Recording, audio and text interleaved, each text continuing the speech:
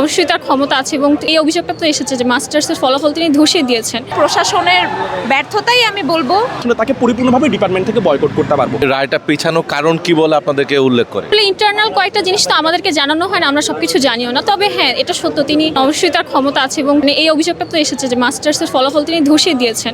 So এখান থেকে বলতে পারি হ্যাঁ, তিনি অনেক ক্ষমতাবান অবশ্যই। না হলে তো একটা ব্যাচের রেজাল্ট ধসিয়ে দেওয়ার মতো একজনের টিচারের ক্ষমতা থাকা কথা না।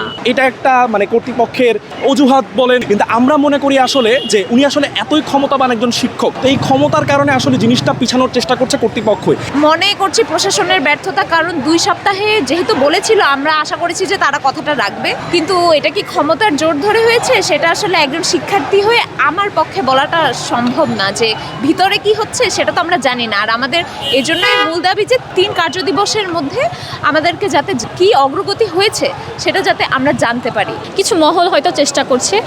আর হ্যাঁ, আমরা আমাদের প্রত্যাশা মতো যদি বিচার না পাই তাহলে অবশ্যই আমরা আবার আন্দোলনে ফিরে যাবো এবং এটা আসলে 3 দিনের আলটিমেটাম। এই ক্ষমতার উৎস কারা বা সহযোগিতা করছে বলে আপনারা সন্দেহ করছেন? উনি যা বলতেন যে আমি যা বলি সেটাই, তার কথাবার্তা বা তার রাজনীতি দিয়ে আসলে বোঝা যেত। আমরা মনে করি যে কর্তৃপক্ষ রয়েছে, বিশ্ববিদ্যালয়ের প্রশাসন রয়েছে, তারাই আসলে তাকে এই ক্ষমতাটা দিয়েছে এবং সেই ক্ষমতা বৃদ্ধি করার সুযোগটা আসলে কর্তৃপক্ষ দিয়েছে, বিশ্ববিদ্যালয়ের প্রশাসন। আপনার কাছে কি মনে হয় যে তিনি আসলে প্রভাব খাটিয়ে বিচারটাকে অন্যদিকে ডাইভার্ট করতে চাচ্ছেন, নাকি আপনাদের অভিযোগটা কিছুটা দুর্বল বলে এমনটা হচ্ছে? না, আমাদের অভিযোগ আমি দুর্বল একদমই মনে করি না। নিজের চোখের সামনে দেখেছি, নিজের বন্ধু বড় বোন তাদের সাথে দেখেছি।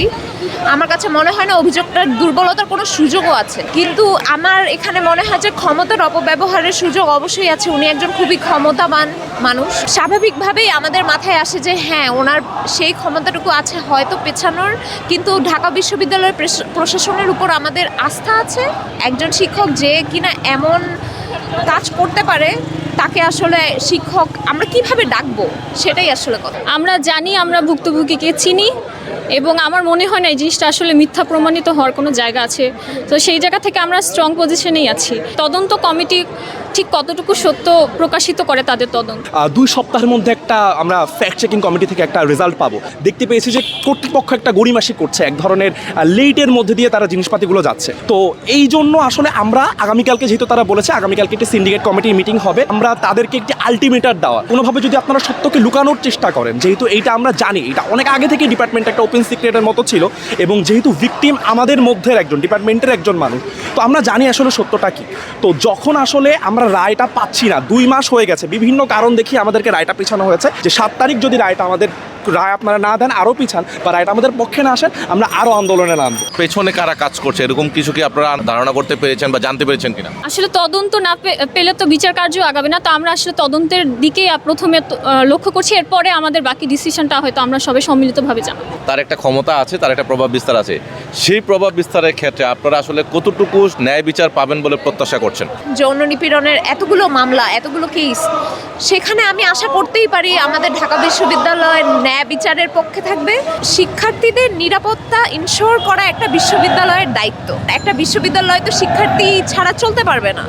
এখন সেই বিশ্ববিদ্যালয়েরই দায়িত্ব আমাদের নিরাপত্তা নিশ্চিত করে এমন একটি রেজাল্ট বের করে আনা তদন্ত সাপেক্ষে, যেটা আসলে মানে আমাদের নিরাপদ বোধ করাবে। আমি ব্যক্তিগতভাবে বিশ্বাস করি যে সত্য কোনো দিন চাপা থাকে না এবং আমরা জাস্টিস পাবো। কিন্তু তারপরেও যদি এমন কিছু হয়ে যায় যে আসলে রায়টা পুরোপুরি মিথ্যার দিকে গেল, রায়টা পুরোপুরি ইনজাস্টিসের দিকে গেল, তাহলে আমরা মনে করি আমরা যে কটি ব্যাচ রয়েছি, ব্যাচ ইউনাইটেড থেকে দলগতভাবে তাকে আসলে বয়কট করতে পারবো। অর্থাৎ কিনা আমরা ওই স্যারের ক্লাস করতে নিরাপদ বোধ করি না, আসলে তাকে পরিপূর্ণভাবে ডিপার্টমেন্ট থেকে বয়কট করতে পারবো। আমাদের অন্য ডিপার্টমেন্টের শিক্ষার্থীদের সাথে আলোচনা করে এরপর আমরা পরবর্তী কর্মসূচি জানিয়ে সেভাবেই আন্দোলনে নাম। কঠোর কর্মসূচি আসতে পারে নাকি আপনারা একই রকম সংবাদ সম্মেলন বা অভিযোগ করে শেষ? আমরা কঠোর আন্দোলনেই নামবো।